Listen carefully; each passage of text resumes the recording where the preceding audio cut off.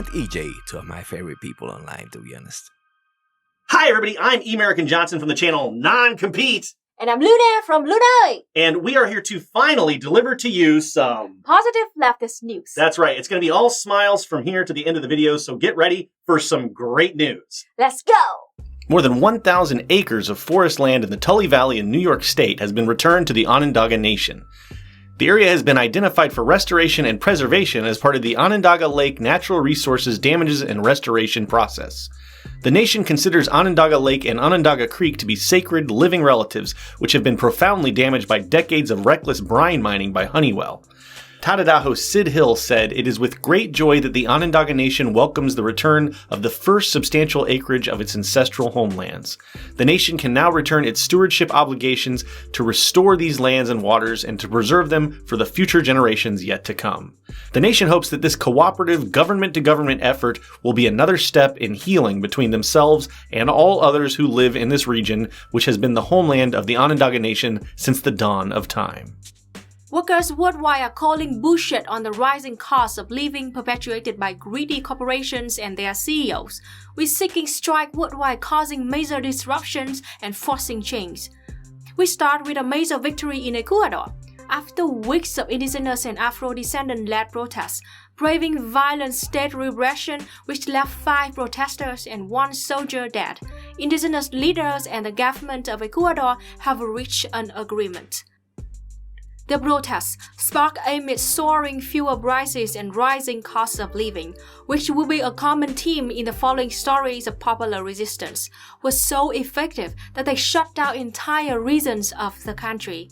The agreement includes a decrease in the price of fuel, investment in jobs, food price controls, more public spending on healthcare and education, as well as setting limits to the expansion of oil and mining exploration in protected areas, and was signed by a government minister, an indigenous leader, and a mediator.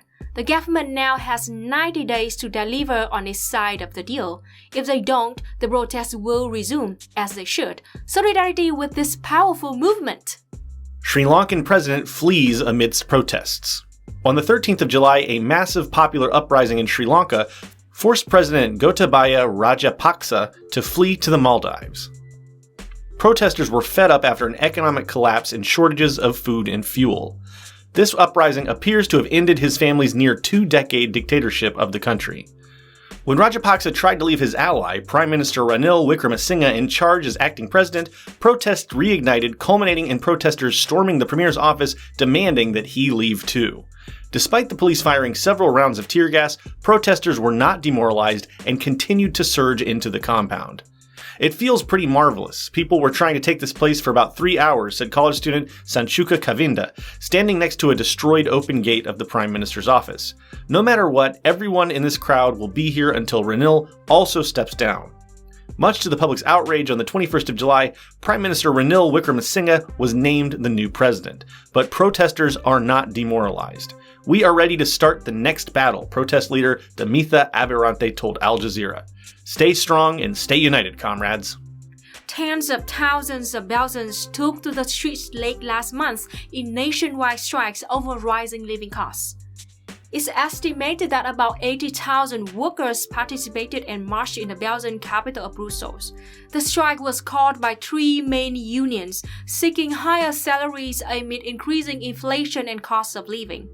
Due to the strike, a total of 232 flights were cancelled, causing major disruptions, which, historically, are the key to labor victories.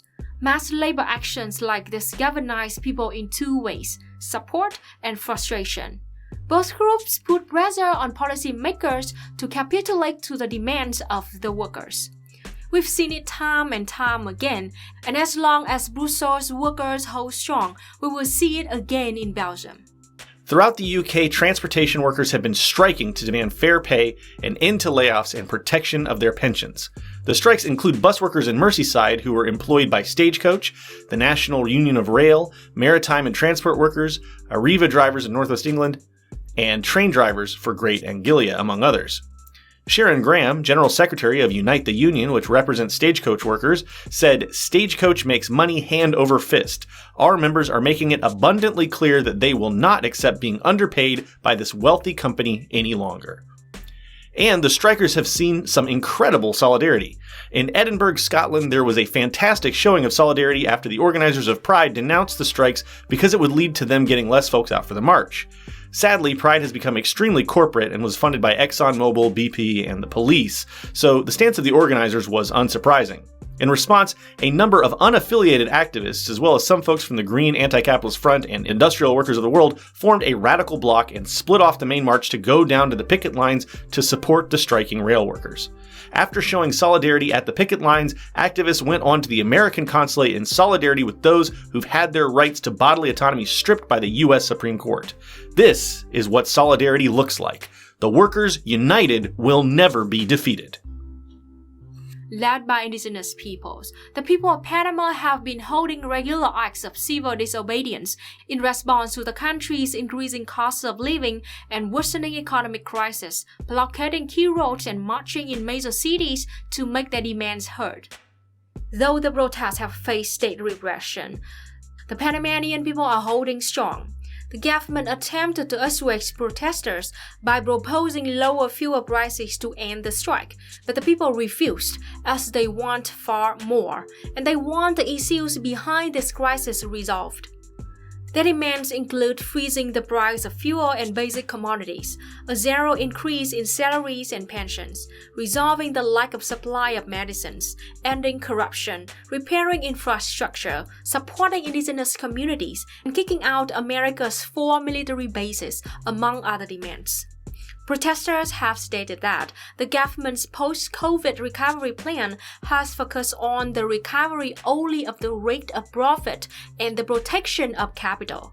Sounds familiar, doesn't it? An alliance of trade unions had attempted to bring the concerns of the Panamanian working class to the current right-wing neoliberal government, but had seemed summarily told that the government would not address them. With that, the people had no choice but to shut it out. Solidarity to the Panamanian people.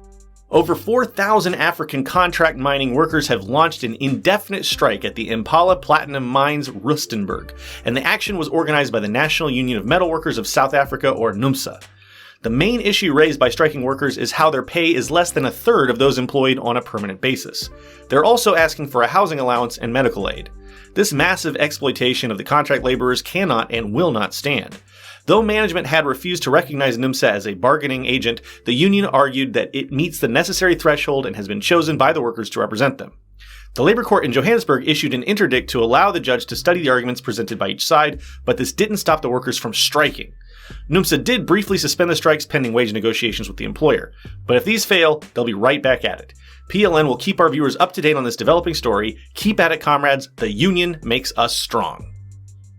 Construction workers in the Swiss city of Zurich marched with more than 15,000 people in a demonstration calling for fairer contracts, better pay, and better working conditions. In solidarity with the workers were the Swiss Party of Labour, Youth of Labour Party, Communist Party, Communist Youth, Movement for Socialism, and many non-affiliated folks.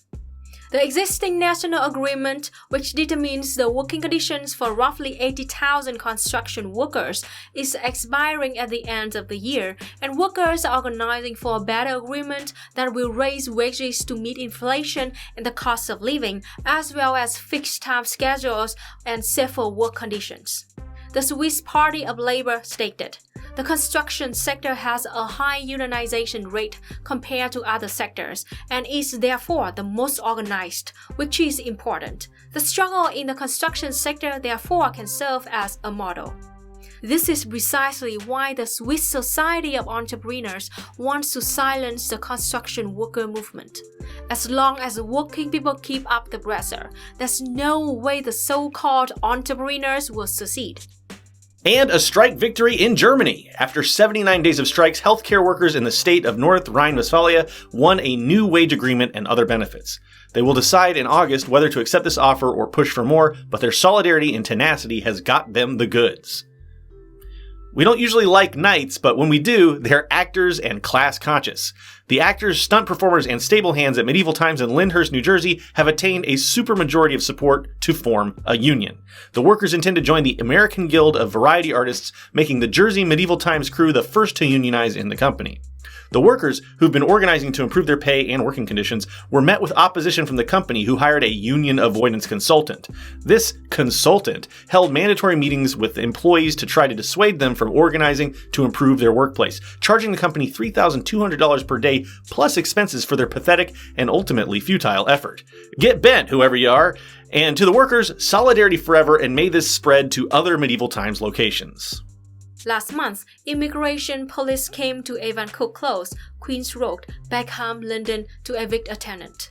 There were already people on the scene to resist the police and immigration enforcement, and word spread fast through social media, particularly through tweets put out by UK Labour councillors James Marcash and Reginald Popula, as well as local anti-rape Twitter groups, including Lewisham Anti-Rape, Deptford Anti-Rape, Southwood and Lambert Anti-Rape, and more.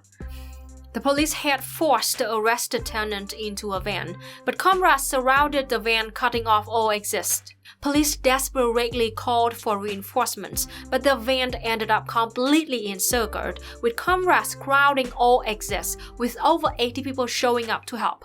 Around 20 additional officers were called and started getting violent with the crowd to force them back, including grabbing, shoving, and punching, but the crowd did not budge. Eventually, the police inspector announced that, in the interest of public safety, the decision has been made to release the arrested person on conditional bail.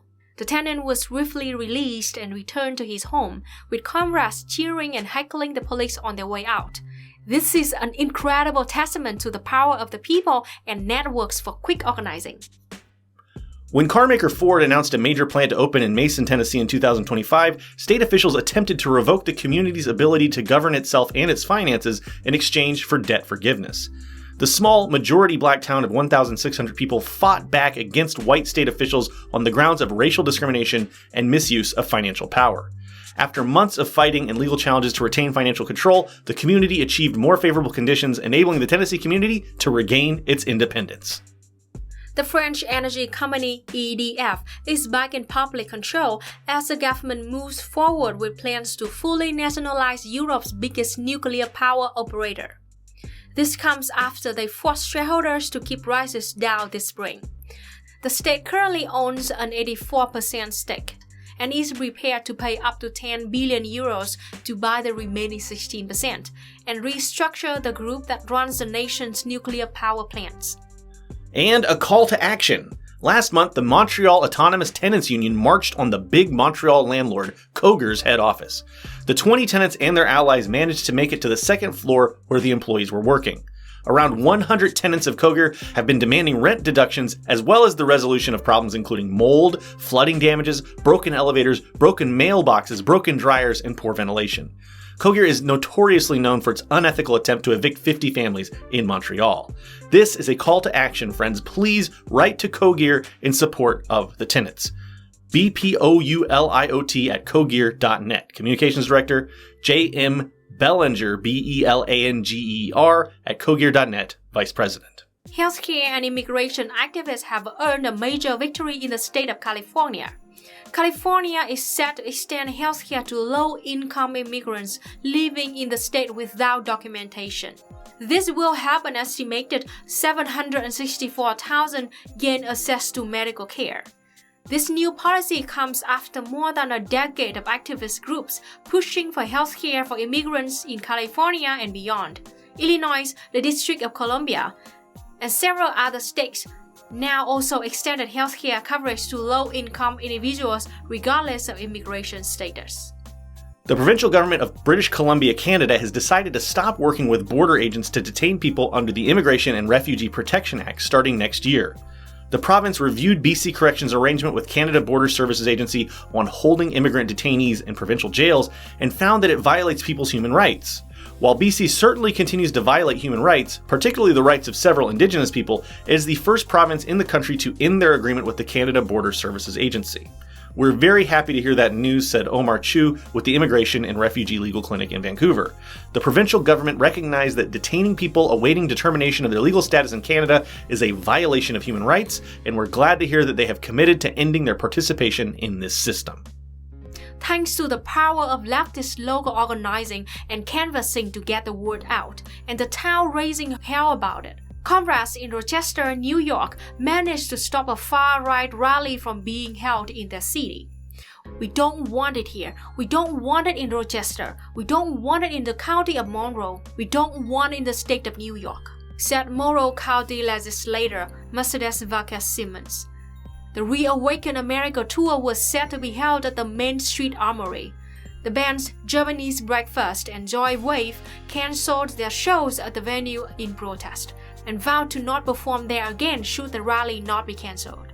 The venue summarily obliged, leading to victory for the anti-fascist action. The High Court of Antigua and Barbuda has declared that the colonial-era laws which criminalize certain sex acts between those of the same sex above the age of consent is unconstitutional. As of this month, these laws have been declared void. The Eastern Caribbean Alliance for Diversity and Equality launched litigation in 5 Caribbean countries in 2020 for the purpose of overturning these absurd remnants of colonial law. The executive director of the organization said of the court decision, "The process of litigation is important as it underscores how these laws contribute to the stigmatization of the LGBTQI people, how they legitimize hate speech, discrimination, and violence, and tears at the fabric of our society. Our governments have sworn to protect and uphold the rights of all and act in a manner that promotes the prosperity and well-being of all. This judgment is in keeping with this commitment." Way to go! Keep up this incredible work! The Slovenian government has found that a law under which only straight partners can marry and same-sex partners cannot adopt children to be contravention of their constitutional ban on discrimination. According to Slovenian jurisprudence, as the law is amended, its new ruling stands as law. As a result, same-sex marriages and adoptions are now legal in Slovenia. The Constitutional Court deliberated on the matter based on a constitutional complaint made by 2 same-sex couples who failed in regular courts for their right to marry or make a list of candidates for adoption, pointing out that same-sex couples were already allowed to adopt each other's children and that a ban on marriage infringed on their constitutional right. The Constitutional Court have revised their position on gay rights. London's Trans Pride March saw record-breaking numbers this year. It's estimated that roughly 20,000 people marched from Wellington Arch to Soho Square for trans rights, which is more than double the 7,500 who turned out last year. This explosion of support came as the now-collapsed Tory government put a host of barriers in front of trans liberation, including leaving trans people out of plans to ban conversion therapy. Future Doctor Who star Yasmin Finney spoke to the crowd at the march saying, "If the government is trying to eradicate us, we're all here and we're just duplicating. Boris, I hope you see Heartstopper. I hope you see Doctor Who, because I exist, and I know you know I exist. We all exist, and we're not going anywhere." She's right, Boris. Trans people outlasted your ridiculous government and aren't going anywhere. Deal with it. The German government has unveiled their plans to make it easier for people to legally change their first name and gender identity. Under the current law, those seeking these changes need to present 2 expert reports, usually from psychotherapists, in court in order to change their name and gender on official documents. Under the proposed law, folks can simply go to their local registry office and declare the changes. Kids aged 14 and up will be able to do so without the approval of a parent or guardian. Germany will join Belgium, Denmark, and Switzerland in allowing for legal gender and name status to be changed by declaration. The Swedish Supreme Court has decided on a case that formally recognizes queer platonic relationships. The case involves 2 women who lived together on a farm, had shared finances, and were in a queer platonic relationship. One of the women died in 2018, leaving behind funds from a life insurance policy. The policy was set to pay out to a husband, partner, or secondary family members. The woman's family argued that while the 2 women did live together, she could not be considered a partner under Swedish law as it was not a sexual relationship. The Swedish Supreme Court ruled that the women had a special affiliation and trust between them and a willingness to share life together, which the court recognized as being similar to what usually exists between those who choose to marry each other. The court decided that the women were in fact in a relationship and funds from the life insurance policy would be paid to the deceased woman's partner. This court case represents a big win for asexual awareness and an important step to recognizing queer platonic relationships and extending legal protections to those relationships. The Alexandra Kollontai International Feminist Brigade took place in Venezuela in late June. The brigade was composed of 29 women from 20 countries who participated in an exchange of experiences with representatives of Venezuelan popular and revolutionary feminism in different cities in Venezuela. The brigade was organized by the International People's Assembly and the Simon Bolivar Institute for Peace and Solidarity Among Peoples. Cutest news, saved for the end. Although they remain an endangered species, there are about 40% more tigers in the wild than previously thought, with as many as 5,578 out there. The jump in numbers was due to improved monitoring, with the population thought to be stable or increasing, said the International Union for Conservation of Nature. Habitat protection projects are showing that recovery is possible. Of course, all life will be continuously threatened until our rapacious capitalist system is thrown out, but it's marvelous to see some animal comrades holding their own in the interim. Growl! Comrades, if you have any good news from the current month, please send your stories to TotalLiberationPodcast@gmail.com. Exactly. Thank you to Javi for the positive news jams. Thank you to Cosmo for the positive news background. Thank you to Mexi, Jacob, Hash, and Catherine for that excellent script writing and awesome production. And thank you to JC for editing this video. And also, thank you to yours truly for hosting this one. That's right.